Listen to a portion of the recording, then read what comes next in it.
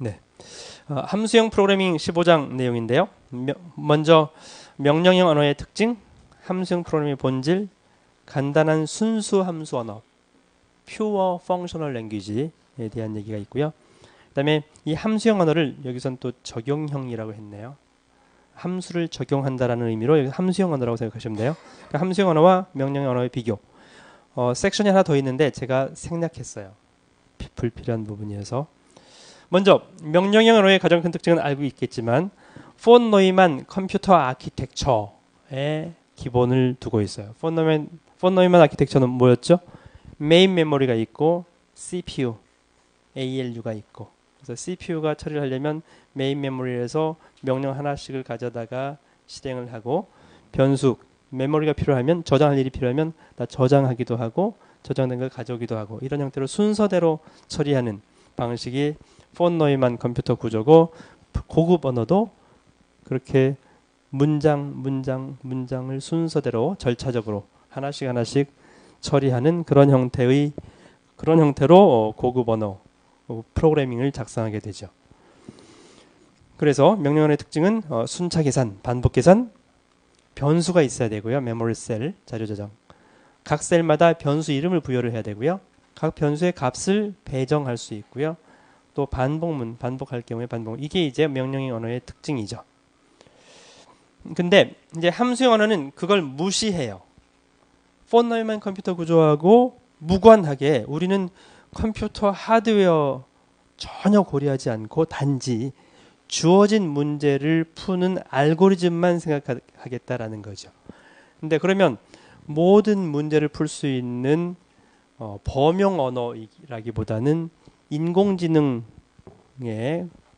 좀 국한된 도메인 스페시픽 형태, 사실 도메인 스페시픽이라고 할 수는 없는데 어쨌든 리스트 자료 구조로 표현되는 문제를 훨씬 더 빨리 쉽게 효율적으로 풀 수 있는 그런 언어가 함수형 언어고요.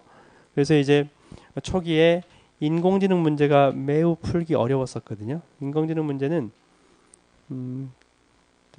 틱택토라든지 8퀸 프로블럼, 체스 프로그램이라든지 요즘 알파고 바둑 두는 프로그램이 이제 훨씬 복잡해지는 그런 우리가 프로그래밍으로 할 수 있을까? 사람은 잘 하는데, 사람은 체스를 잘 두는데 컴퓨터 프로그램이 잘 둘 수 있을까? 그게 더 발전하면 바둑이 되는 거고요. 그런 문제를 풀기가 매우 어려운 시절에 그 문제를 풀기 적합한 언어가 뭐냐라는 거죠.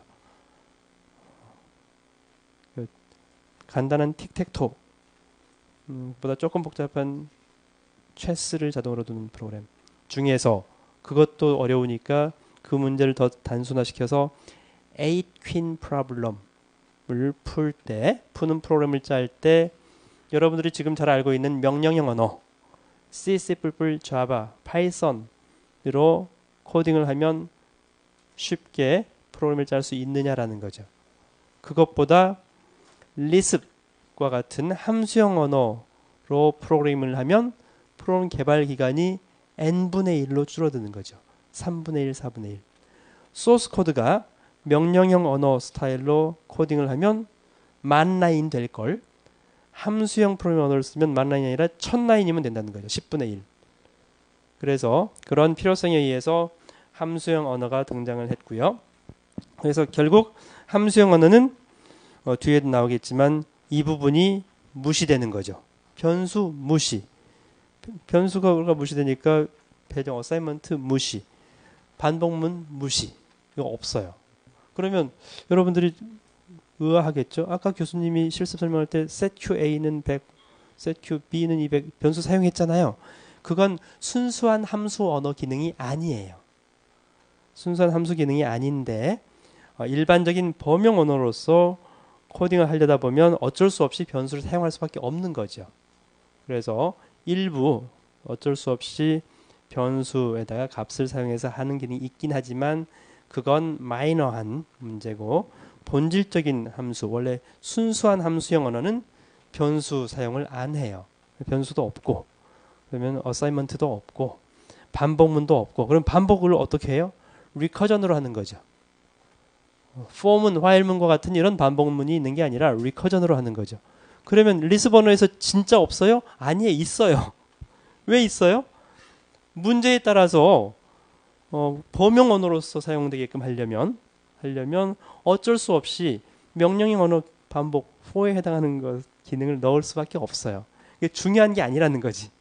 그건 리스브에서 반복문이 두 문이라고 있긴 하지만 함수형 언어의 특징이 아니고 함수형 언어는 리커전만 써야 되는데 리커전만 쓰다 보면은 어떤 경우는 여기 반복문 쓰면 훨씬 편한데 왜 돌아가야 돼? 이럴 수가 있잖아요.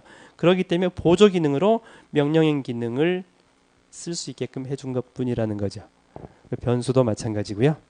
그래서 우리는 여기서는 순수 함수 언어에 대해서 얘기를 하고 있고요. 그러면 일단 가장 큰 문제가 조건문 부분하고 반복문 부분이에요. 그래서 반복문은 리커전으로 처리한다고 치자. 그럼 조건문도 없을 수는 없어요. 조건문도 리스브 함수형 언어에서 있어요. 있는데 조금 다르죠. 조금 다른 게 뭐냐면 저기서 우리가 통상적으로 사용하는 조건문은 if x가 y보다 크면 max라는 값에 x를 주고 그렇지 않으면 y 값을 줬어요. 즉 저기서는 if문에 return value가 없죠. return value가 있는데 일단 아래처럼 max y x y가 크면 then x else y max는 이렇게 즉 if문의 결과가 값을 가져요. return value. 값을 갖는 형태로 바뀌어야 돼요. 그러면 이 차이가 뭐냐면 문장이냐 식이냐 차이예요. 그러니까 문장이라는 것은 그 문장이라는 게 그 문장을 실행할 뿐이죠. 실행 끝났다고 해서 그 문장 자체에 어떤 return value를 가질 이유는 없거든요. 근데 식이라고 하는 것은 덧셈, 뺄셈, 곱셈, 수식, 불린식, 이 식이라는 것은 연산 결과의 값을 갖는 거죠. 그러면 명령형 언어에서는 식하고 사칙 연산을 표현한 식하고 입출형문, 조건문, 반복문, 문장하고 구별이 딱 됐었어요. 근데 함수형 언어에 오면 모든 게 다 식처럼 돼야 돼요. 여기서 함수형 언어에서 식이라고 하는 식에 더 발전된 것이 함수거든요. 덧셈 수식 A 더하기 B 덧셈 함수잖아요. 그러니까 함수가 더 큰 개념이죠. 수식보다. 그래서 함수형 언어에 오면 이제 문장이라는 말을 사용하지 않고 식처럼 함수로 모든 게 표현이 되는 거죠. 그러면 모든 게 함수로 표현이 되려면 함수는 항상 return value가 있어야 돼요. 그러면 여기서 조건문도 if문이 아니라 if문이 함수 형태로 구현돼야 되는 거고 if문이 함수, if를 만약 함수라고 한다면 실제로 리스프에서는 콘드라는 함수예요. 키워드를 if로 안 쓰고 콘드로 쓸 뿐인데 어쨌든 if라는 함수 형태로 구현돼 있어서 이걸 실행을 하고 나면 값이 부여가 되는 이런 형태로 달라져야 된다는 거죠. 그래서 이제 그런 문장 중심이 아니라 식 중심의 언어가 알골 68에서 도입이 됐었고요. 그래서 알골 68 같은 경우에는 이게 지금 복합문이잖아요. begin, end 사이에 여러 개의 문장이 있는 요걸 실행하고 나면 값이 나와요. max라는 변수에다 값을 배정을 해봤죠. 그러려면 이제 어떤 뭔가에 끝났을 때 마지막 문장 실행했을 때 값이 나와야 돼요. 그래야지 그 값이 요 max에 배정이 되겠죠. 이제 이것이 함수형 언어가 탄생하기 전에 기본적으로 좀 명령형 언어하고 달라지는 부분, 그 부분을 설명을 한 거고요. 여튼 그 함수형 언어의 필요성에 대해서 얘기를 했었지만 여기서 이제 명령형 언어의 단점, 문제점이라고 볼 수도 있어요. 일단 프로그램의 정확성을 증명하기 어렵다. 물론 우리 개발자가 고려할 일은 아니에요. 이건 이쪽 어떤 언어 또는 함수 알고리즘이 100% 완벽한지 정확한지를 증명하는 사람들이 있어요. 컴퓨터 이론하는. 그래서 그런 경우에 명령형 언어는 프로그램 정확성을 증명하기 어려운, 함수형 언어는 매우 심플하고 깔끔하고 정확하게 증명하기가 매우 쉬워요. 계산 진행 과정을 보려면 명령 실행의 각 단계에서 기억 장소, 즉 변수를 사용했다면 변수의 내용까지 같이 봐야지 이게 어떻게 진행되는지 속사정을 알 수가 있어요. 근데 그러다 보니까 참조 투명성 문제, referential transparency라고도 하고요. 또는 함수의 참조 투명성이라서 functional transparency라고 하기도 하는데요. 그래서 이 참조 투명성이 보장이 안 된다는 거죠. 지난 시간에 얘기했던 것처럼 인자로 call by reference, 주소 전달 방식으로 해서 이 함수 안에서 값을 바꿔버리면 난 원래 메인에서는 안 바꾸려고 했는데 바뀌어 있다는 거죠. 그 문제가 사이드 이펙트를 발생했었죠. 그게 참조 투명성 문제를 발생하는 요인이 되었었고요. 사이드 이펙트. 그래서 이 문제를 해결하기 위해서는 함수형 프로그래밍 언어로는 해결이 완벽하게 되는 거고요. 그래서 조금 전에 얘기했던 것처럼 변수, 어사인먼트, 반복문이 없는 그런 언어라는 거죠. 그러면 함수형 언어가 몇 개가 있는데요. 가장 대표적인 게 리스p, 스킴, ML 이런 여러 가지 언어들이 있는데 함수형 언어는 그 탄생하게 된 이론적인 배경이 수학에서 람다 캘큘러스라고 하는 이론이 있어요. 람다 캘큘러스는 수학에서 함수 관련된 이론이에요. 함수를 일반화시킨 함수. 그러니까 여러분들이 알고 있는 함수보다 더 플렉서블하게, 더 일반화시킨, 제너럴라이제이션 시킨 건데요. 그 부분에 대해서는 그 함수를 일반화시킨다는 의미는 뭐냐면 함수가 여러분들 함수 콜할 때 f, x, y 값을 두 개 줘서 콜하죠. 이게 만약 덧셈 함수라면 x 더하기 y 값을 리턴해 줄 거예요. 근데 그런 내용을 함수를 계산하는 과정을 조금 디테일하게 구별을 하면 내가 더하기 100, 200을 줬어. 그러면 100, 200 두 개의 인자를 받아서 동시에 값을 계산하게 되겠죠? 되겠죠? 근데 그러지 않고 조금 더 이론으로 들어가면 먼저 100, 200 중에서 보통 이제 우측 것을 먼저 하니까 우측 200이라는 놈이 들어왔어. 그러면 그 함수 덧셈은 x 더하기 y로 돼 있을 거거든. 그래서 y에 200으로 대치를 해줘. 첫 번째 단계. 두 번째 단계. 100을 x로 대치를 해줘.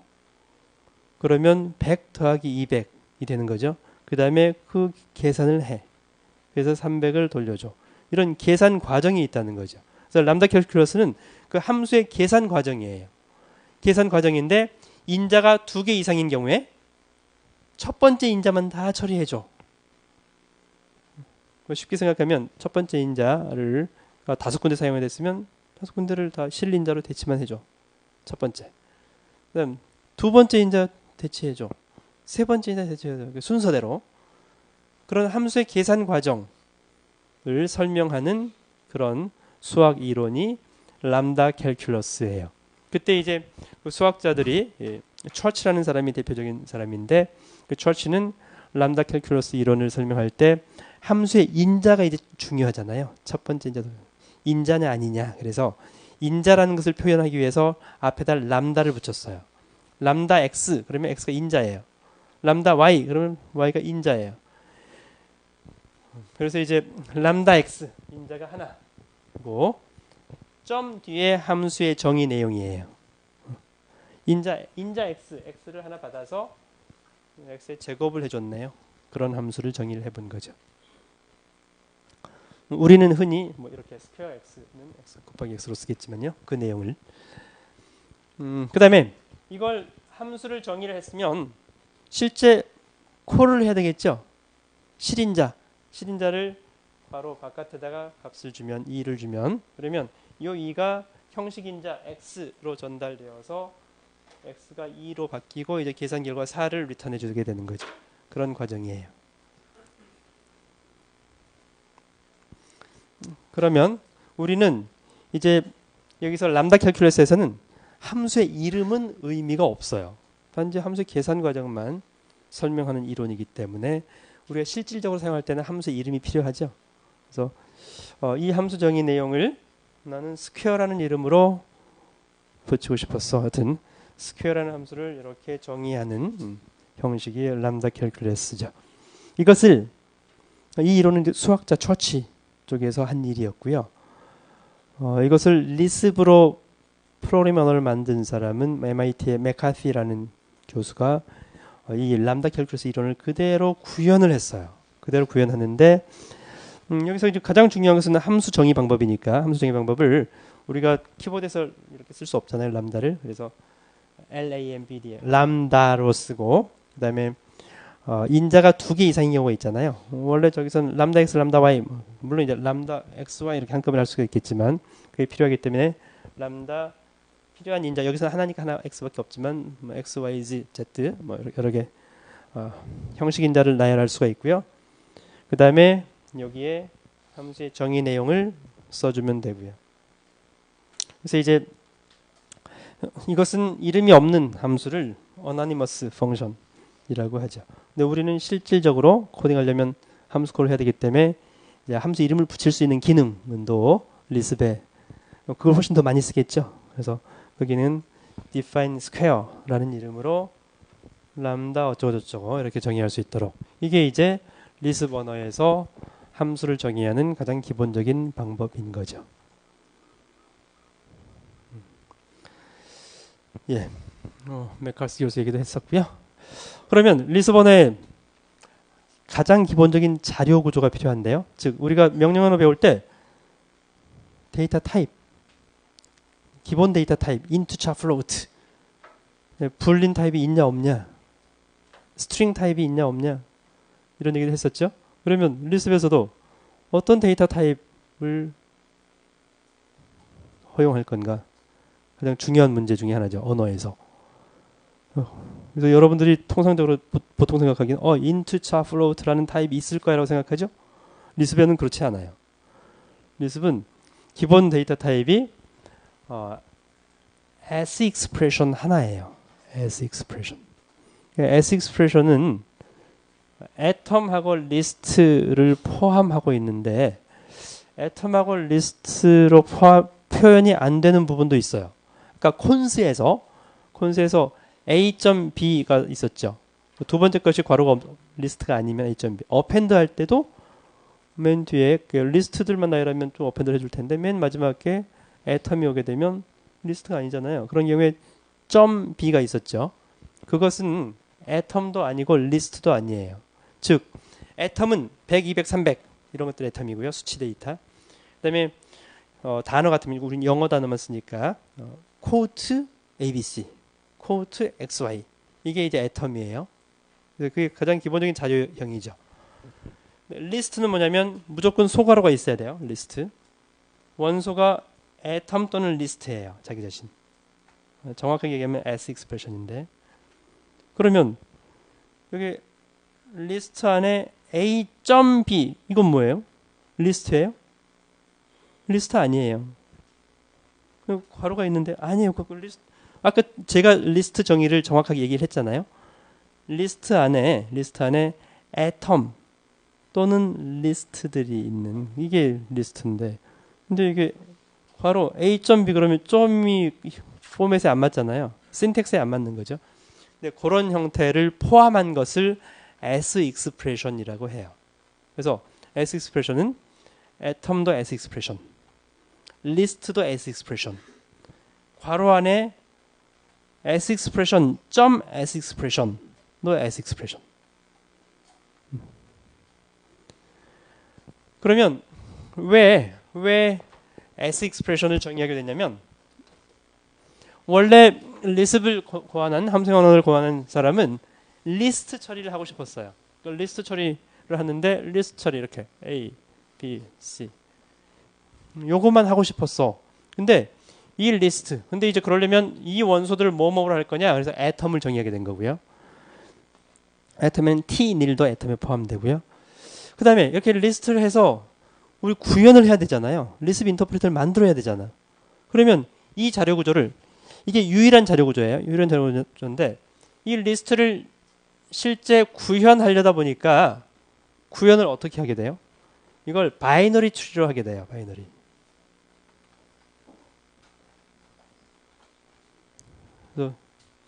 바이너리 트리는 그래서 이것을 바이너리 트리로 구현하려면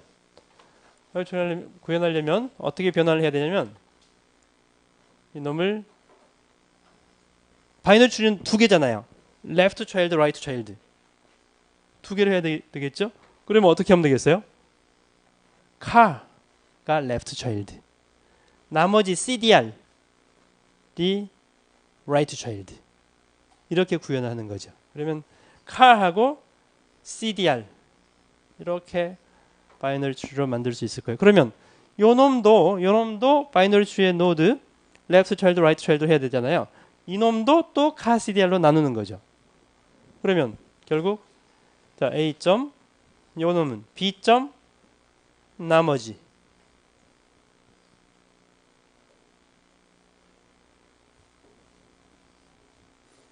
이렇게 바이너리 트리로 표현을 해서 구현을 할 수밖에 없었다는 거죠. 그러면 이것도 마찬가지. 그래서 모든 리스트의 원소가 두 개만 허용됐다면 그냥 랩 차일드 행복했을 텐데 그렇게 제한할 수는 없잖아요.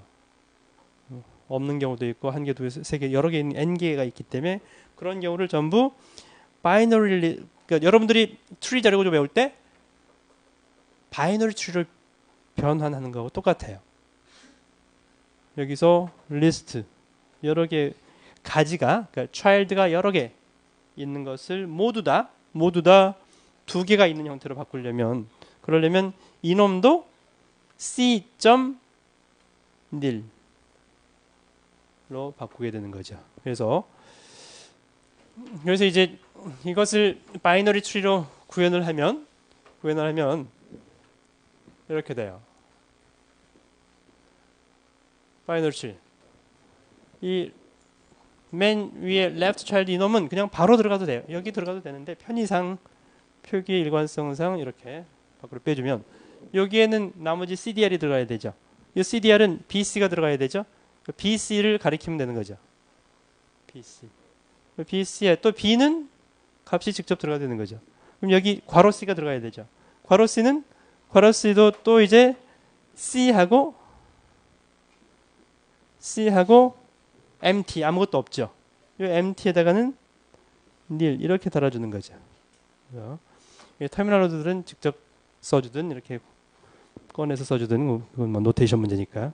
그래서 이런 식으로 모든 리스트를 이렇게 바이너리 트리로 구현하다 보니까 이 점이 필요하게 된 거예요. 점이 필요하게 된 거고 그러면 이것은 또 어떻게 하면 되느냐? 이 자료 구조가 이거예요. 이렇게 직접 들어가는 거. 만약 노테이션을 그냥 이렇게 쓰는 게 편하다면 더 넣어버리는 게 편하다면 left child A, right child B.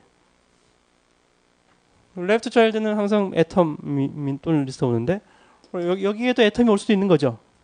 그런 경우가 요거예요. 네, 그러면 요것은 리스트는 아닌 거죠. 그러니까 리스트가 되려면 항상 점 괄호가 돼요. 점 괄호.